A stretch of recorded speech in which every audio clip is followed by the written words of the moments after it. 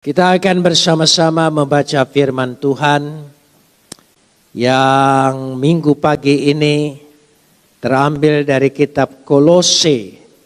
Kitab Kolose pasal yang ketiga ayat 12 sampai ayat 17. Kitab Kolose pasal 3 ayat 12 sampai ayat 17.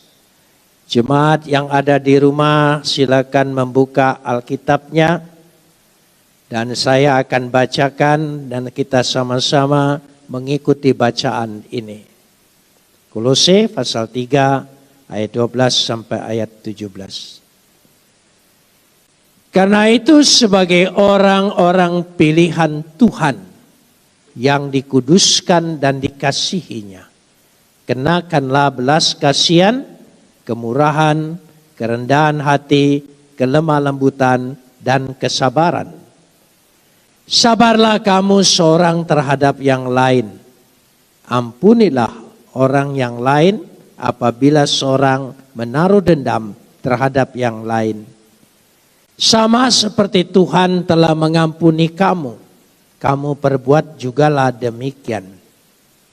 Dan di atas semuanya itu, kenakanlah kasih sebagai pengikat yang mempersatukan dan menyempurnakan. Hendaklah damai sejahtera Kristus memerintah dalam hatimu, karena untuk itulah kamu telah dipanggil menjadi satu tubuh, dan bersyukurlah. Hendaklah perkataan Kristus diam di dalam segala kekayaan di antara kamu, sehingga kamu dengan segala hikmat mengajar, menegur seorang dan akan yang lain. Dan sambil menyanyikan mazmur, puji-pujian, nyanyian rohani, kamu mengucap syukur kepada Tuhan di dalam hatimu. Dan segala sesuatu yang kamu lakukan dengan perkataan atau perbuatan, lakukanlah semuanya itu dalam nama junjungan Yesus Kristus sambil mengucap syukur kepada Dia, kepada Tuhan Bapa kita. Mari kita sambut firman Tuhan. Kapot lecha Adonai Elohenu, kapot lecha. Segala kemuliaan ya Adonai Tuhanku, kemuliaan bagimu. Saudara yang dikasihi oleh Tuhan, kita sementara ini masih ibadah di rumah masing-masing, tetapi saya percaya tidak akan mengurangi nilai ibadah kita. Kita merendahkan diri untuk mendengar tuntunan firman Tuhan. Hari ini saya ingin berbicara tentang mencari kehendak Tuhan. Sekali lagi, mencari kehendak Tuhan. Dan ayat yang sering dipakai baru saja kita baca, yaitu Kolose 3 ayat 15. Dikatakan, hendaklah damai sejahtera memerintah dalam hatimu, karena untuk itulah kamu telah dipanggil menjadi satu tubuh. Sering kita mendengar percakapan yang sangat umum di kalangan jemaat gereja mengenai mencari kehendak Tuhan.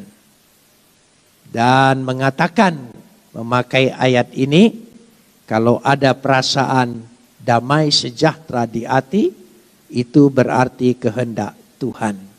Dan kalau tidak ada damai, maka itu bukan kehendak Tuhan. Saudara, apa benar seperti ini? Sepintas kelihatan benar. Kadang-kadang kita mendengar sangat umum bahwa mencari kehendak Tuhan ketika kita ingin mencari jodoh, mencari pekerjaan. Bahkan ada orang yang saya katakan konyol. Ketika dia ditugaskan oleh gereja untuk melayani Tuhan, lalu dia berkata, aku berdoa dulu mencari kehendak Tuhan.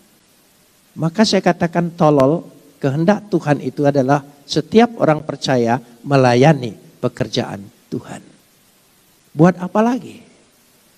Jangan-jangan ini hanya alasan yang kelihatannya rohani, tapi sesungguhnya tidak benar. Damai sejahtera di hati bisa menjadi ukuran? Saudara, saya percaya jangan-jangan ya di dalam dosa pun kalau sudah kelamaan dia damai sejahtera. Dari sinilah itu tidak bisa menjadi ukuran. Ayat Kolose 3 ayat 15 dikatakan damai sejahtera memerintah dalam hatimu. Kata memerintah di sini dianggap seperti wasit. Artinya kalau tidak ada damai itu bukan kehendak Tuhan. Kalau ada damai itu kehendak Tuhan. Apa benar seperti itu? Saya ingin tegaskan di sini bahwa kita akan lihat nanti bukti-bukti Alkitab. Ya, bahwa hati manusia tidak dapat menjadi ukuran. Kenapa demikian? Yeremia 17 ayat 9 kita lihat dulu. Kitab Yeremia 17 ayat yang ke-9. Kita ingin melihat bersama-sama. Dikatakan, betapa liciknya hati, lebih licik dari segala sesuatu. Hati kita bisa jadi ukuran? Tidak.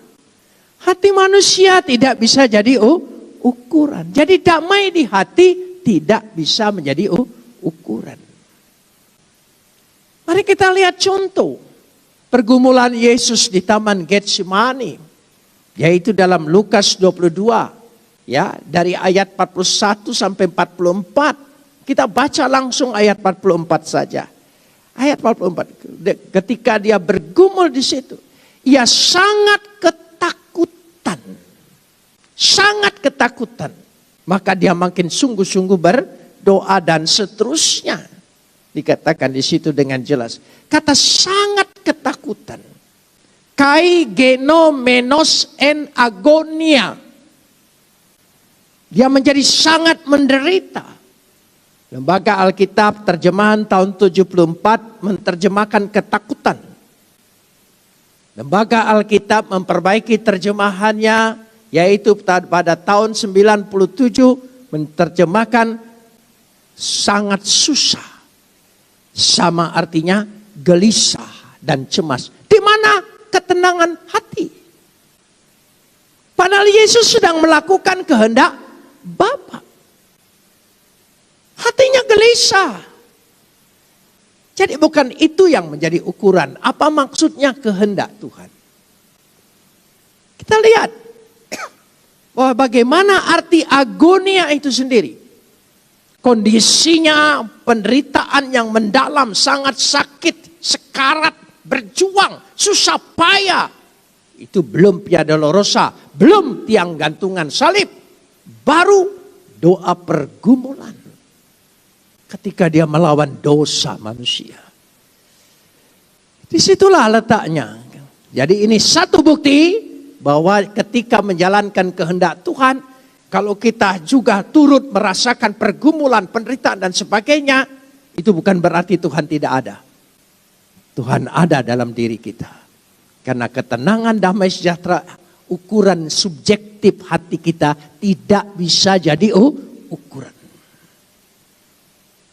Jadi ketika engkau mengalami pergumulan, kesulitan, tapi engkau tetap dalam jalur kehendak Tuhan, itu kehendak Tuhan.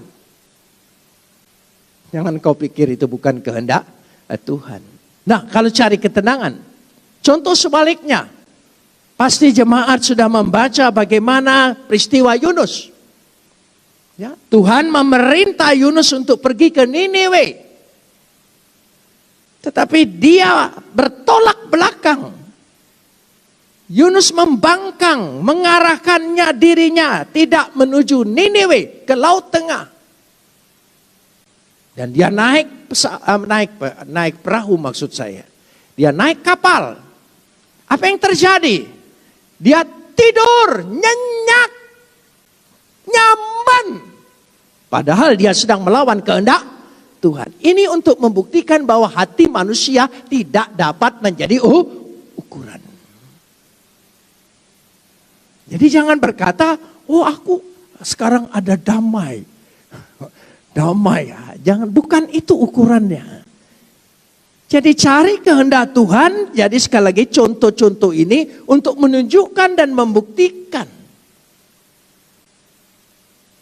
Sekaligus kita membuktikan.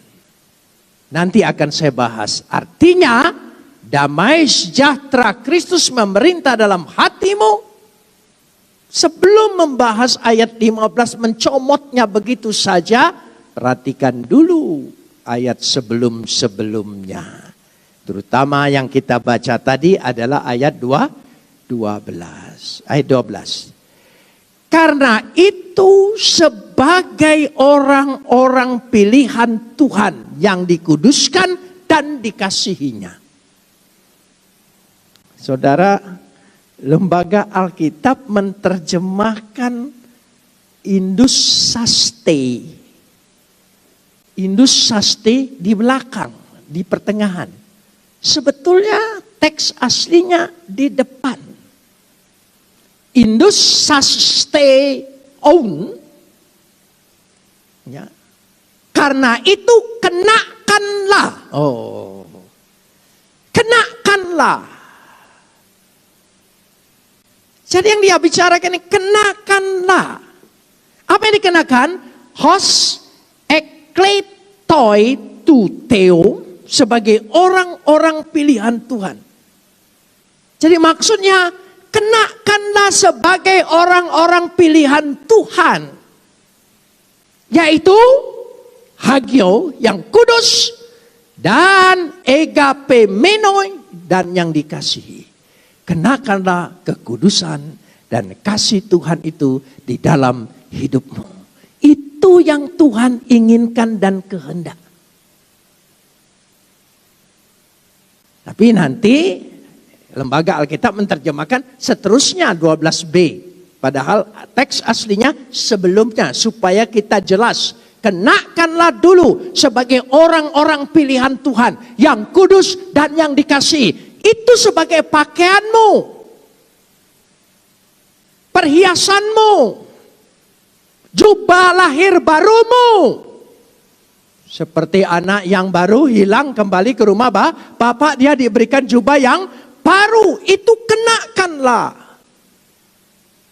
Jadi kekristenan itu bukan hanya pengakuan, tapi ada satu tindakan, perbuatan yang nyata sebagai orang yang mengimaninya.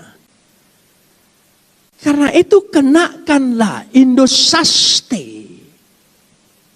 Coba kita lihat sejenak. Jadi kalau kita berbicara tentang kehendak Tuhan, ada beberapa poin. Mari kita lihat dulu. Ya, kita lihat ya ayat yang kelima. Ayat yang kelima dari bacaan ini dulu. Kita mundur dulu ke ayat yang kelima. Ya. Jadi ayat yang kelima, kalimat yang pertama saja. Ya, Kolose pasal 3 ayat yang kelima. Karena itu, coba, matikanlah dalam dirimu segala sesuatu yang dunia. Matikanlah. Ada sesuatu yang dimatikan. Menanggalkan. Jadi kalau memiliki yang baru harus tanggalkan dulu yang lama. Menanggalkan. Matikanlah. Ayat 8. Ayat 8 kita lihat. Ini awalnya. Makanya sekali lagi jangan gunakan Kolose 3:15 damai sejahtera itu hatimu ukurannya. Ukurannya engkau melakukan kehendak Tuhan atau bukan. Ayat yang ke-8. Tetapi sekarang apalah? Buanglah semuanya ini. Buang. Jadi tadi ada kata apa? Matikan, buanglah, tanggalkan.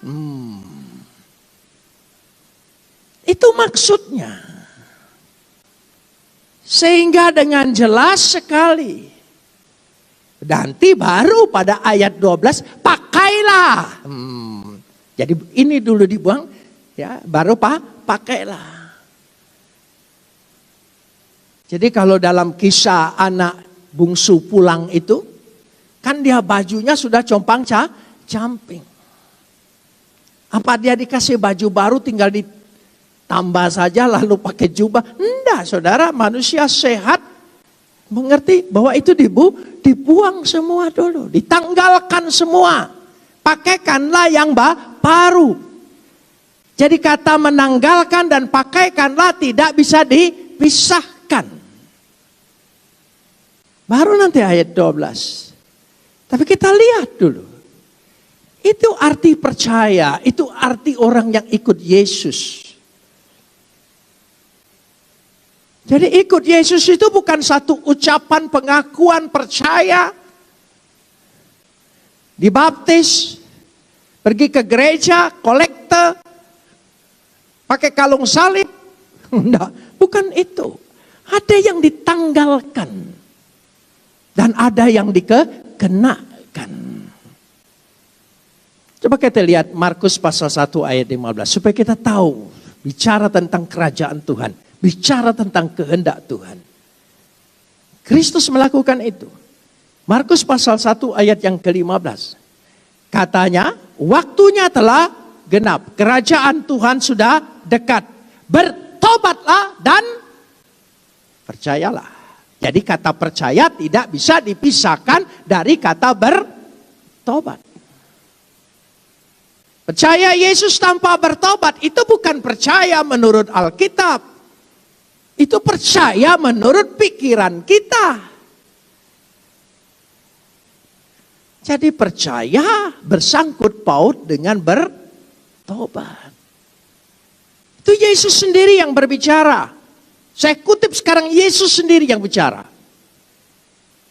Yohanes 3 ayat 3. Yesus sendiri yang bicara. Yohanes 3 ayat yang ketiga. Coba kita lihat. Yesus menjawab katanya, aku berkata kepadamu, sesungguhnya jika seorang tidak dilahirkan kembali, ia tidak dapat melihat kerajaan Tuhan. Artinya kerajaan Tuhan harus dilahirkan kembali. Jadi percaya berhubungan dengan bertobat, percaya berhubungan dengan menjadi ciptaan yang baru. Lahir baru.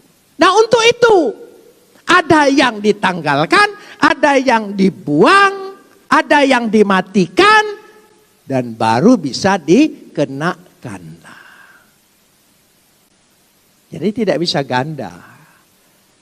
Tidak bisa ganda. Jadi tidak bisa ganda. Coba kita ingin belajar Alkitab. Kita melihat bersama-sama. Coba kita kembali lagi pada ayat 8. Sebelum baca ayat 12b. Ya, nanti kita baca ayat 8 dulu. Ya, ayat 8. Ya, coba kita. Tetapi sekarang coba kita hilangkan kata buang. Yaitu apa? Marah, geram, kejahatan, fitnah, kata-kata kotor yang keluar dari mulutmu. Sambung dengan ayat 12b. Kenakanlah belas kasihan, kemurahan, kerendahan hati. Bisa kompromi? Bisa cocok? Tidak kan? Ya karena itu kenapa tidak bisa dikenakan sesuatu yang baru? Karena yang lama belum ditanggalkan.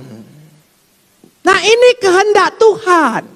Kehendak Tuhan itu kita berbuat seperti ini. Jangan dimurahkan kehendak Tuhan untuk cari pekerjaan, cari usaha apa ya, itu cari kehendak Tuhan, lalu cari jodoh, ini siapa ya, ini cari kehendak Tuhan. Nah, itu kita punya pertimbangan sendiri. Gitu. Jangan menipu diri, karena engkau suka perasaanmu, lalu kau bilang, oh ini sudah kehendak Tuhan. Bukan itu. Jangan bawa urusan-urusan yang sangat penting menjadi rendah. Kehendak Tuhan kita diselamatkan, kita berubah, kita menanggalkan, kita memakai sesuatu yang baru. Amin. Itu kehendak Tuhan. Nah kehendak Tuhan ini yang terus harus diberitakan. Apa kehendak Tuhan? Ayat 12. Ya, ayat 12b. Baru kata Indusaste baru dipakai di sini. Mungkin karena untuk susunan kalimat bahasa Indonesianya. Tapi sebetulnya dari awal, kalau dari awal itu kenakanlah sebagai umat pilihan Tuhan dengan kudus dan kasih, yaitu adalah apa dikatakan di situ? Ya, belas kasihan, kemurahan, baru itu. Itu maksudnya. Jadi kenakanlah di sini baru belas kasihan, kemurahan, kerendahan hati, kelemah lembutan dan kesabaran. Coba kita masuk. Kan tidak cocok dengan ayat 8 tadi kalau belum dibuang. Belum dimatikan. Dia tidak mungkin bertumbuh bersama.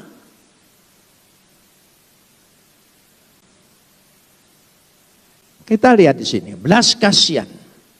Ya, splakna otirmon atau kata otirmon itu penyayang, murah hati, belas kasihan. Ya, nanti agak berbeda dengan kata kemurahan di situ. Bukankah kita ini semata-mata karena belas kasihan Tuhan?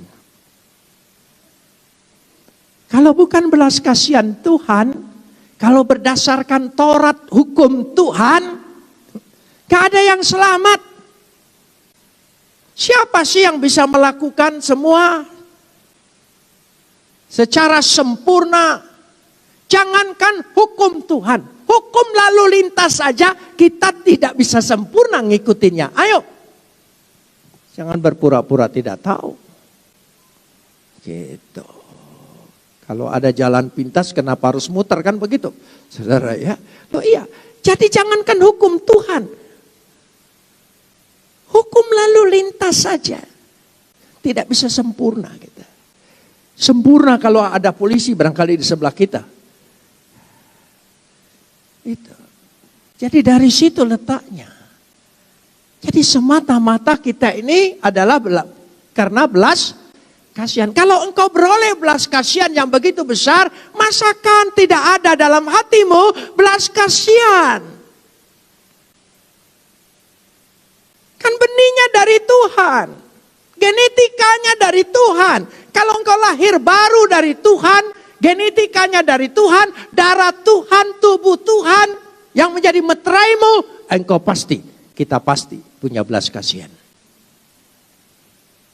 Di sini letaknya. Memang menyakitkan. Yesus untuk memberi belas kasihannya mati di kayu salib. Siapa bilang belas kasihan itu tidak menyakitkan? Kita harus kasihan dengan orang yang tidak mengasihani kita.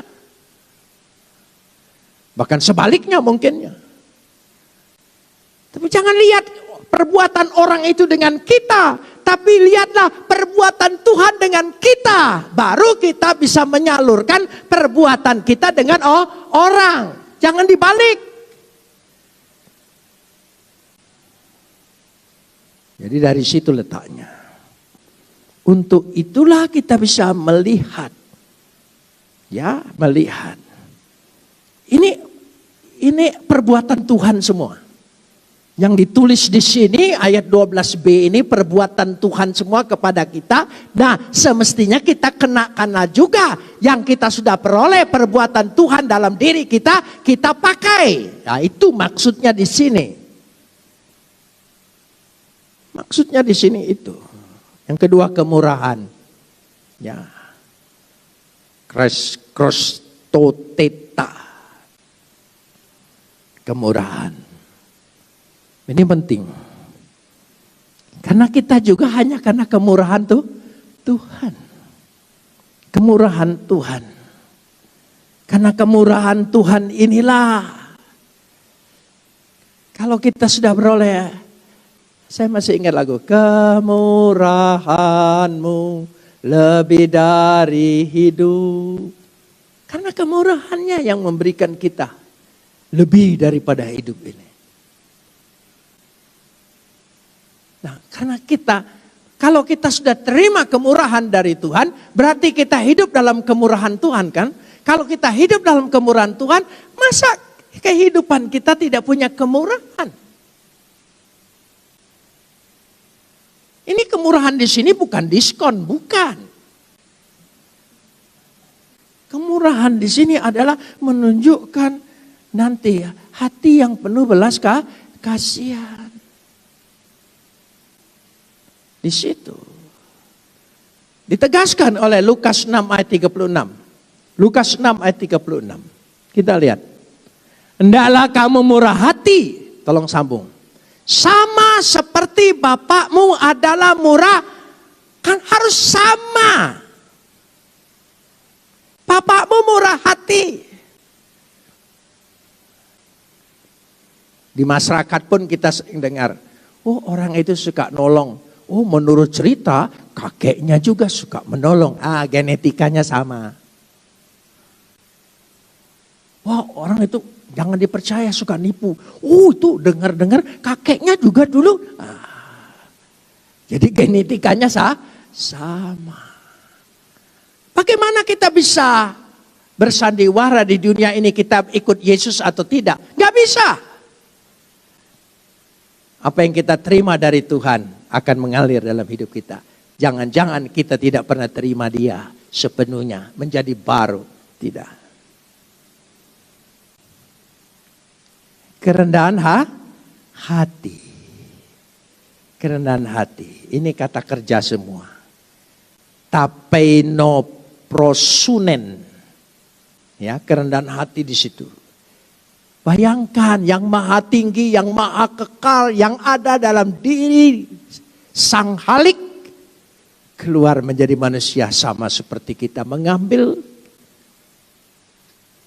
Kalau bukan karena rendah hatinya dan Dia memberikan contoh. Karena itu kita harus mencontoh siapa? Belajar dengan siapa? Matius 11 ayat 29. Ini semua. Pikulah kuk yang kupasang, belajarlah padaku karena aku lemah lembut dan rendah hati. Belajar dari Dia. Berarti kita terus menyesuaikan diri dengan kehendak Tuhan. Itu maksudnya, itu belajar. Karena kehendak Tuhan ini adalah sebuah karakter Tuhan, karakter ilahi. Yang harus menjadi karakter kita. Sementara kita terlahir dari dosa karakter dunia. Merubah karakter lebih mudah merubah dunia. Karena itu perlu belajar terus, berjuang terus.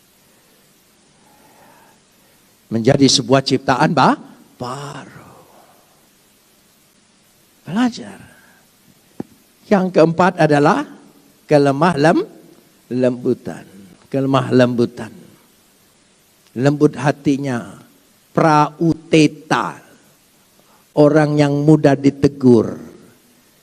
Orang yang mudah terharu. Orang yang tidak mengeraskan hatinya. Orang yang selalu suka mencari damai.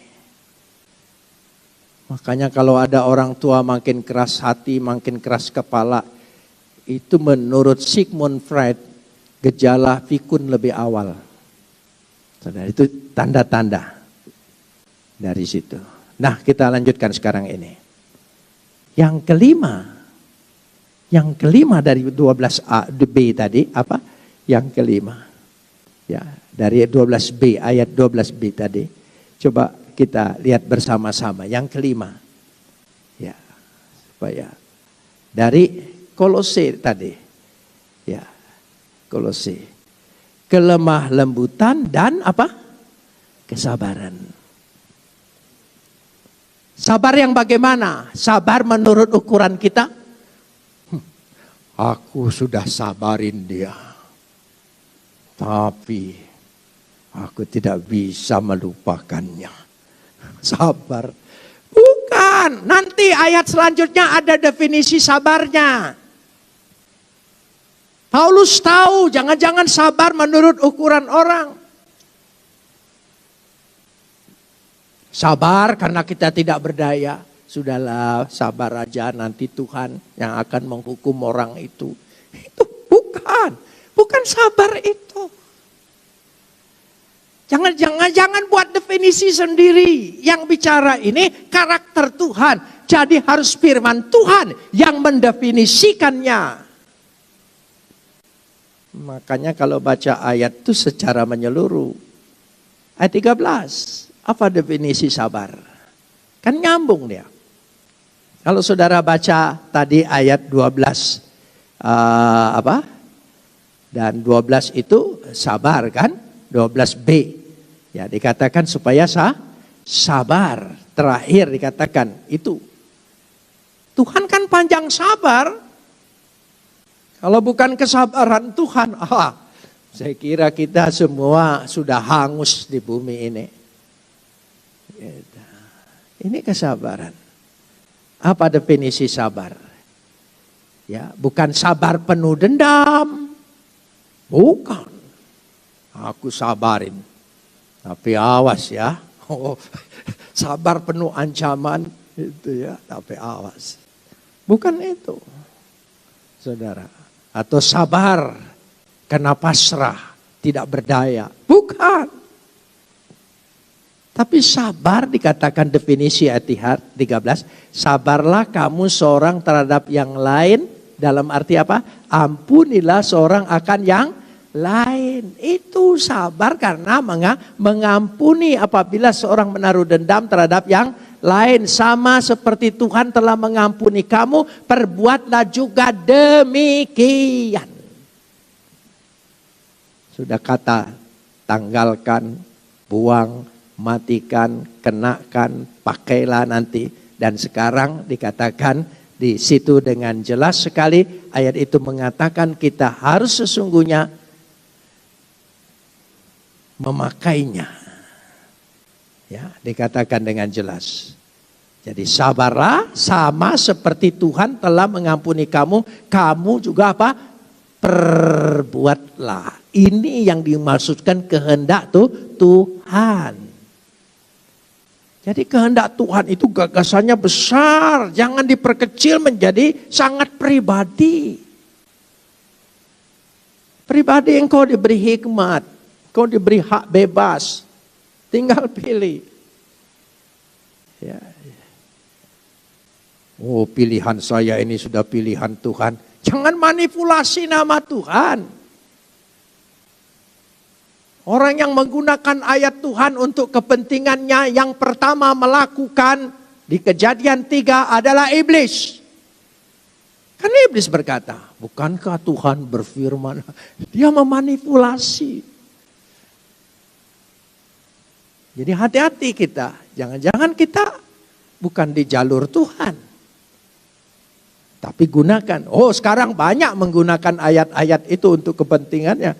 Ya itu anak buah iblis. Sudah. Jadi dikatakan di situ. Nah, kita lihat. Ya, kita harus punya pakaian di sini. Ayat 14. Ayat 14. Di atas semuanya itu, di atas semuanya apa? 12, 13, 14 itu saudara ya. Jadi cara Paulus menulis itu sistematikanya bagus sekali. Ya, di atas semuanya itu apa? Kenakanlah kasih. Di atas semuanya itu adalah kenakanlah, pakaikanlah. Jadi pakaian kita ini adalah pakaian kasih, baju dan jubah kasih, kebenaran. Ya, kalau diumpamakan begini, kalau orang Yahudi itu penting sekali jubah. Jubah itu menentukan kedudukan orang, status orang, gengsi orang. Siapa dia dari jubahnya? Dan mereka biasa pakai jubah. Orang Yunani juga pakai jubah. Tapi orang Yahudi mementingkan jubahnya yang penting mahal. Yang di dalamnya tidak perlu. Ya, itu Matius kan tulis. Kalau orang minta bajumu, kamu kasih jubah. Maksudnya kasih nilai yang lebih tinggi. Tapi kalau saudara baca Lukas, orang minta jubah, mau kasih baju. Bukan kasih yang rendah. Bagi orang Yunani, baju lebih mahal daripada jubah. Jadi maksudnya di situ. Kita gabung dua-duanya. Berilah baju yang mahal, berilah jubah yang mahal. Yang punya nilai dalam kehidupan kerohanian kita, iman kita. Sehingga dengan jalan demikian kita menyempurnakan semuanya. Itulah yang mengikat kita. Kalau kita diikat hanya karena satu tujuan, diikat hanya satu budaya, diikat hanya satu perasaan, kita diikat semua oleh karena kasih Kristus lebih dahulu telah mengikat kehidupan kita. Itu ikatan yang kekal dan menyempurnakan satu dengan yang lain. Di situ letaknya. Baru masuk ayat 15. Nah setelah itu semua, ya tanggalkanlah, kenakanlah, semuanya itu. Baru kita mengerti arti ayat 15. Hendaklah damai sejahtera Kristus memerintah dalam hatimu. Jadi damai sejahtera yang memerintah itu, brabuto itu, ya memerintah itu berarti menguasai. Ya, mengatur, kata brabuto itu lebih menunjukkan mengatur rumah tangga. Kehidupan sehari-hari. Maksudnya, apakah engkau sudah berdamai dengan Tuhan? Kalau kita sudah berdamai dengan Tuhan, maka damai Tuhan kepada kita itu menjadi damai sejahtera bagi kita. Itu maksudnya. Jadi damai dengan Tuhan itulah. Jadi kita begini, hidup ini penuh tantangan, penuh godaan, cobaan, segala macam juga masuk ke dalam diri kita. Ya, kadang-kadang keraguan, kebimbangan muncul dalam diri kita.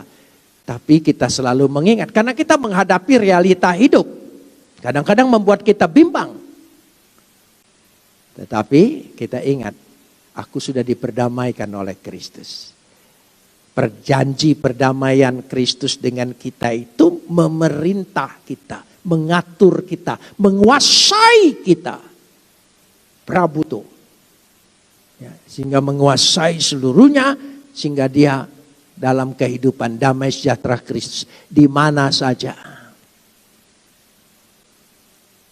Jadi kalau kita sedang punya pergumulan, bukan berarti kita di luar kehendak Tuhan. Tapi kita harus ingat, damai sejahtera Tuhan itu memerintah engkau. Sehingga melampaui keadaanmu, melampaui pergumulan kita. Itu yang dimaksud. Jadi kita harus lihat. Kita harus mengingat, aku sudah berdamai dengan Bapa di sorga. Yang memberikan jaminan hidup yang kekal. Buat apa kita gelisah lagi kalau menghadapi tantangan dalam kehidupan ini. Dari situ hendaknya. Sebab kerajaan Tuhan itu penting. Ya. Sekali lagi. Jadi yang penting di sini. Apa yang penting? Roma 14 ayat 17 dulu. Roma 14 ayat 17. Semoga ayat yang terakhir ini kita baca dari luar ini. Roma 14 ayat 17. Sebab kerajaan Tuhan bukan soal makanan dan minuman. Bukan soal-soal dunia perut. Ya.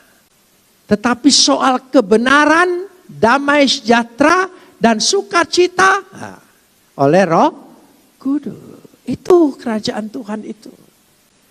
Ya. Makanan dan minuman aja tidak dipersoalkan. Apalagi bidadari. Gak ada urusannya, saudara. Gak ada di situ. Gak ada urusan nafsu di sini. Urusan damai sejahtera. Kebenaran. Dan sukacita. Itulah yang dimaksudkan pada ayat 15. Ya. Kalau itu sudah memerintah kita semua, ada satu kalimat baru di ayat 15 ini. Saya masukkan 15b. Dan bersyukurlah. Bersyukurlah. Kai eukaristoi ginesti. Bersyukurlah bahwa ternyata hidup kita yang memerintah adalah damai sejahtera Tuhan. Bersyukurlah bahwa kita mengikuti kehendak Tuhan. Itu yang patut kita syukuri. Ya. Jadi saya ingin mengubah dulu pikiran jemaat. Jangan ayat itu terlalu diseret ke sangat pribadi. Dia punya karya yang besar, rencana yang besar, mengubah kehidupan kita luar biasa. Ditegaskan ayat yang ke-16. Hendaklah perkataan Kristus tinggal dengan limpahnya di antara kamu. Tinggal. Ya, perkataan Kristus. Hologos tu Kristo. Hendaklah tinggal dalam kamu. Eneketo en huben. Tinggal. Kalau tinggal eneketo, kata eneketo berarti mengatur, berkuasa, memerintah. Jadi perkataan Kristus itu bukan hanya dibaca, dihafal, bukan. Tapi dia mengatur kehidupan kita. Berkuasa, bahkan memerintah kita untuk diatur oleh itu. Saya selalu mengumpamakan begini. Sekarang jemaat banyak tinggal di rumah. Berarti banyak di rumah. Pendeta takut mengunjungin ya. Karena takut COVID-19. Ya, mengunjung berbahaya. Gitu. Lalu kita undang Yesus. Yesus datang ke rumah kita. Coba kita berimajinasi rohani sedikit. Jangan sering-sering imajinasi dunia. Ya, imajinasi rohani sedikit. Gitu. Jadi jangan terlalu banyak berimajinasi dunia. Ya, coba Yesus datang sebagai tamu ke rumah kita. Kita undang Yesus datang. Saya ingin tanya jemaat, terutama yang di rumah. Setelah dia datang, kita terima sebagai apa? Terima sebagai apa? Kalau Presiden Jokowi datang ke rumahmu, kau terima sebagai apa? Tamu kehormatan? Tamu agung? Oh iya. Tidak salah. Tapi Yesus tidak mau. Dia tidak mau sebagai tamu. Ketika kita undang dia ke rumah kita, dia harus menjadi tuan rumah kita. Dan kita numpang. Berani tidak rubah seperti itu? Dia bukan tuan. Dia bukan tamu, tapi dia tuh tuan. Memerintah, berkuasa atas hidup kita. Itu maksudnya. Kalau kita terima, kasih kamar tamu yang hormat, kasih makanan yang... Nah inilah sifat-sifat Kristen seperti ini sudah terlalu menjamur, menjadi kebiasaan dalam gereja. Tuhan pakai COVID-19 ini untuk menegur kita. Supaya kita kembali kepada jalur kebenaran Tuhan. Kita terlalu dinabobokkan. Ya, karena itu kita pikir, kita kasih lagu yang paling mulia, yang paling hebat, paling segalanya. Saya sering itu melayani gereja besar, musiknya dahsyat, orang-orang ahli semua. Karena gerejanya besar, dananya banyak, sanggup. Undang semacam orkestra setiap hari Minggu. Begitu firman Tuhan, mereka kabur semua di belakang, ngobrol, main HP, nggak peduli dengan firman Tuhan. Apa itu berubah hidupnya? Apa itu arti ibadah? Apa itu arti melayanin? Aku sudah melayanin, ya sudahlah, terserahlah. Tidak boleh. Mudah-mudahan pemain musik kita tidak. Karena tidak ada tempat dia berlari juga. Iya. Gitu. Jadi dari situ. Jadi perkataan Kristus itu makin hari makin bertambah, mengatur kita, menguasai kita. Pertama mungkin dia menguasai pikiran kita, hati kita, tapi belum menguasai perkataan kita. Tapi minggu besok dia sudah menguasai perkataan kita, langkah kita, semuanya. Itu yang dimaksudkan plausios, melimpah. Perkataan Kristus itu memerintah kita makin lama makin melimpah terus. Ada sebuah proses kemajuan, progres, proses kemajuan terus ada. Sehingga hidup kita betul-betul terasa diatur oleh Dia. Kenapa demikian? Ayat yang ke-17, ayat yang terakhir. Dan segala sesuatu yang kamu lakukan, apa? Perkataan dan perbuatan. Kaipan segala sesuatu, artinya menyeluruh. En logo perkataan, en ergo perbuatan. Perkataan dan perbuatan harus sejalan, seiring. Bukan bertentangan satu dengan yang lain. Semuanya dalam nama Kristus Yesus. Pan en onomati kurios Yesus. Jadi semua berada dalam nama Yesus. Bukan kita pakai nama Yesus. Hidup kita berada dalam nama Yesus. Kita selama ini ngusir setan dalam nama Yesus.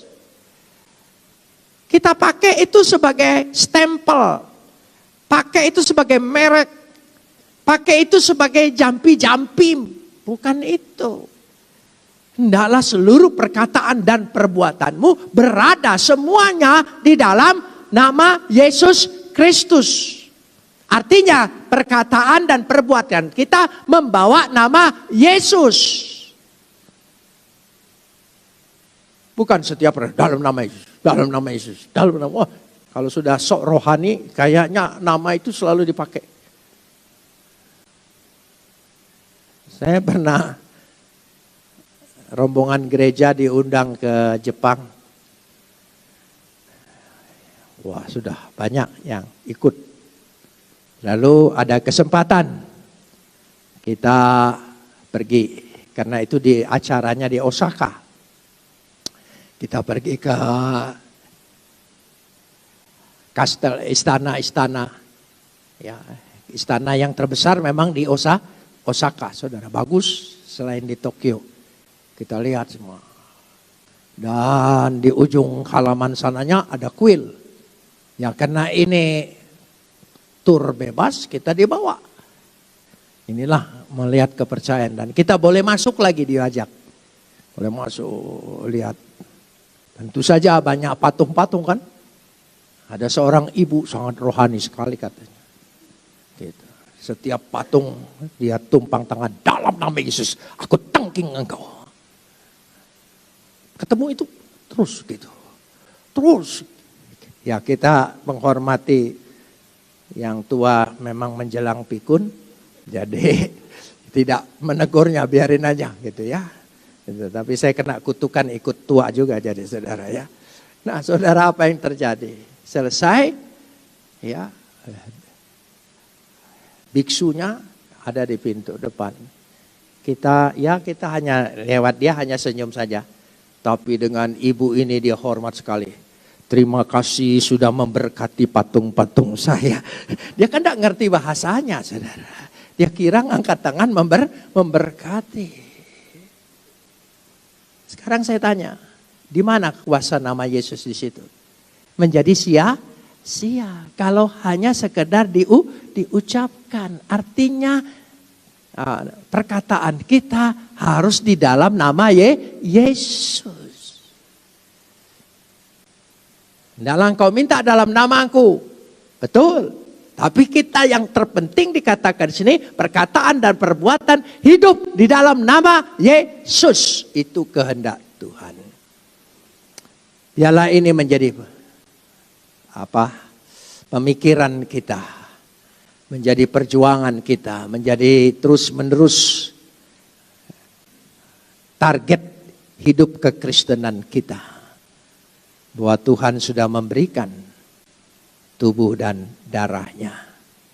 Tetapi kita juga harus bersama-sama menyerahkan diri seperti yang dikehendakinya. Sebelumnya saya ingin menutup dulu, yaitu saya selalu kalau berdoa selesai ibadah pribadi di sore hari, selalu diakhiri dengan lagu yang paling saya sukai, yaitu jika jiwaku berdoa, bukan kehendakku tapi kehendakmu lah yang jadi. Waktu naikkan lagu ini terus terang saja, awal-awalnya agak berat, kan kita punya kehendak. Jadi biarkan saja kehendakmu yang jadi, seolah-olah batal kehendakku kan. Biar kehendak Tuhan. Terus tapi saya naikkan pujian. Ketika saya menaikkan pujian, terbukalah pikiran dan hati saya. Oh iya ya, buat apa kehendakku? Kehendak Tuhan kan lebih besar, lebih dahsyat, lebih hebat, lebih dari apa yang kita inginkan. Oh, sejak itu saya semangat sekali mengatakan kehendakmu yang jadi, bukan kehendakku. Kehendakku terlalu kecil. Jadi kita pikir ayat ini seolah-olah mengecilkan permintaan kita. Tidak, memang betul mengecilkan permintaan kita, tapi percaya permintaan Tuhan lebih besar. Dari situ saya mulai mengerti, oh iya. Tapi pertama memang berat terus. Tapi untunglah selama COVID-19 ini terus ibadah sore. Jadi lama-lama saya, Tuhan buka hati. Oh enggak, iya ya, dia segala sesuatu rencananya lebih besar. Maksudnya lebih besar, kehendaknya lebih besar. Jadi menyerahkan kepada kehendak yang besar, rencana yang besar, jauh lebih dahsyat. Sejak itu saya selalu semangat dengan kalimat yang terakhir itu. Bukan kehendakku. Sambil berpikir, kehendakmu yang besar di luar dugaan. Mari kita menaikkan pujian untuk menghantar doa kita.